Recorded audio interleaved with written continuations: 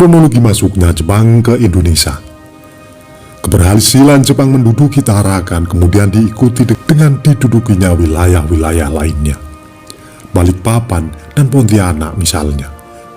Masing-masing berhasil dikuasai Jepang tanggal 24 Januari 1942 dan 29 Januari 1942.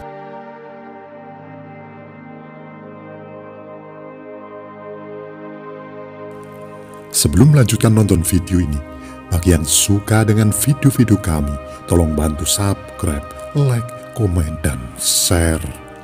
Bagi yang tidak suka, abaikan saja.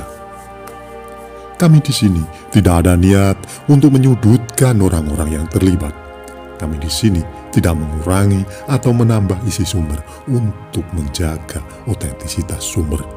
Kami di sini hanya mengulang sejarah-sejarah yang sudah ada.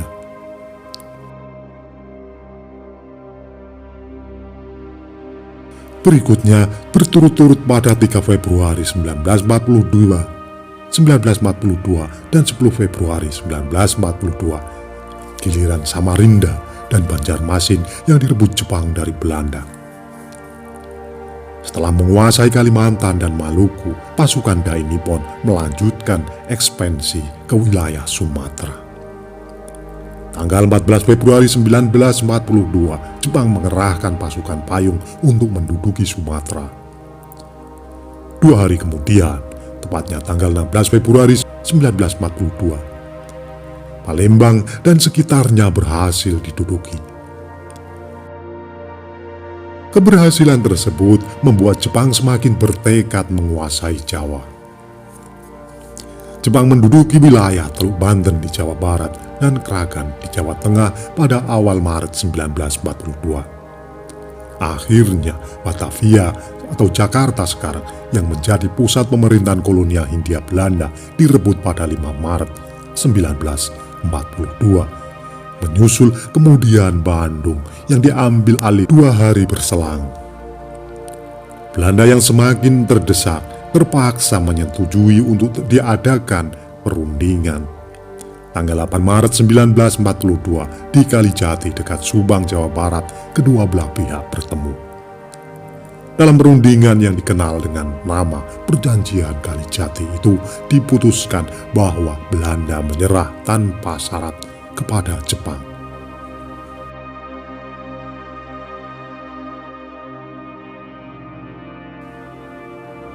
Dikutip dari sejarah pergerakan nasional dari Budi Utomo sampai proklamasi 1908-1945. Tahun 2001 karya Soehartono. Pertemuan dilangsungkan di Kalijati pada 8 Maret 1942. Disepakati bahwa Angkatan Perang Belanda menyerah tanpa syarat kepada Jepang.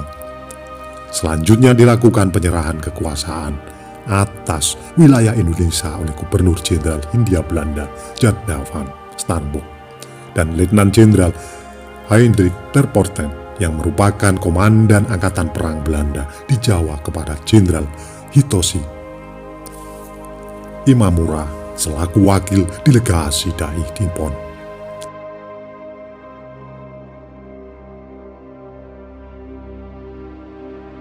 Sejak saat itu wilayah Indonesia berada dalam pendudukan pemerintahan militer Jepang.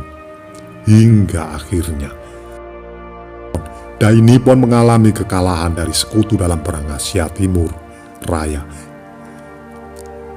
yang membuka peluang bagi bangsa Indonesia untuk memproklamasikan kemerdekaan pada 17 Agustus 1945. Propaganda Jepang di Indonesia.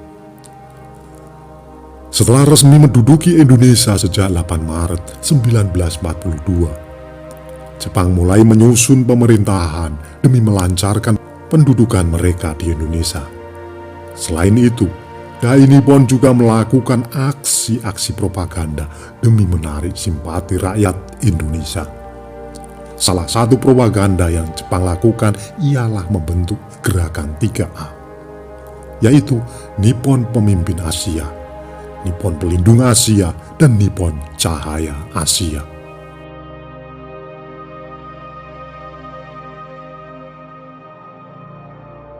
Abdul Salam dalam Menuju Kemerdekaan 1964 menyebutkan bahwa gerakan 3A dibentuk oleh Jepang diterapkan untuk membantu usaha peperangan mereka melawan sekutu di Perang Dunia Kedua.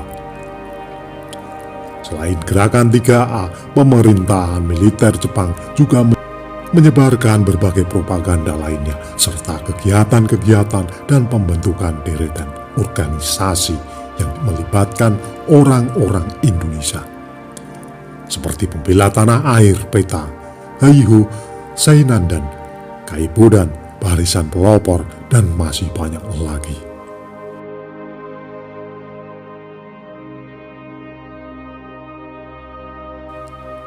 Jepang membutuhkan bantuan orang-orang Indonesia untuk menghadapi sekutu Perang Dunia Kedua. Namun, di sisi lain, pada perkembangannya, perlakuan Dai Nippon terhadap rakyat Indonesia justru semakin kejam. Penerapan kerja paksa Romusa dan Jungkun Ainfun adalah sedikit contohnya. Selama kurang lebih 4,5 tahun Jepang menjajah Indonesia, banyak kerugian dan kesengsaraan yang ditimbulkan. Semua diarahkan demi kepentingan perang untuk Jepang, sehingga kehidupan masyarakat Indonesia tersiksa. Masyarakat Indonesia tersiksa, begitu pula dengan sumber daya alam yang dikuras oleh Dai Nippon. Hingga akhirnya pada pertengahan tahun 1945, Jepang menunjukkan tanda-tanda kekalahan dan akhirnya menyerah kepada sekutu.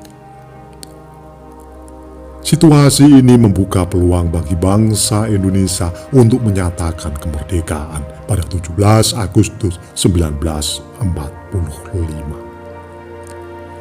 Itulah tadi ulasan singkat kami mengenai penjajahan Jepang terhadap Indonesia.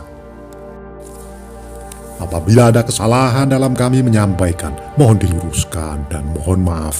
Terima kasih yang sudah menonton sampai selesai.